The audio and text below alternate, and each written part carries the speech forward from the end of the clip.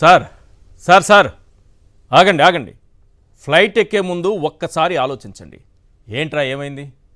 ఒక్క ఎంఓయూ లేకుండా ఒక్క పైసా పెట్టుబడి తేకుండా ఏపీకి ఏ మొహం పెట్టుకుని వెళ్తాం సార్? హే ఆగవయ్యా, ఏపీ ప్రజల అమాయకులు. మనం సూపర్ 6 అంటే నమ్మలా? ఇది అంతే. దావోస్ టూర్ సూపర్ సక్సెస్ అంటాం, నమ్మేస్తారు. అలా ఎలా నమ్ముతారు సార్? పక్క రాష్ట్రాలకు ఎన్ని లక్షల కోట్లు పెట్టుబడులు వచ్చాయో మన ఎల్లో పేపర్లోనే తాటికాయంత అక్షరాలతో క్లియర్గా రాసేస్తుంటే టూర్ సక్సెస్ అని మనం చెబితే నమ్మేస్తారా?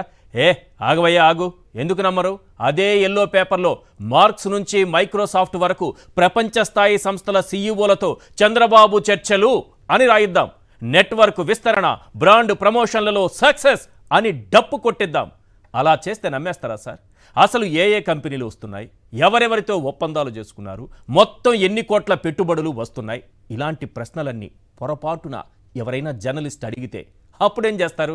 అరే ఆగవయ్య ఆగు, మనం పెట్టే ప్రెస్ మీట్లో మన ఎల్లో జర్నలిస్టులు కాకుండా ఇంకెవ్వరినీ అనుమతించేది లేదు. మన వాళ్ళు ప్రశ్నించేది లేదు, మనం సమాధానం చెప్పేది లేదు. నీ అనుమానాలన్నీ దావోస్లోనే వదిలి నాతో పాటు ఫ్లైట్ ఎక్కు అంటే ఎల్లో గొప్ప, ఏపీకి చెప్ప అంటారు. అంతేనా సార్?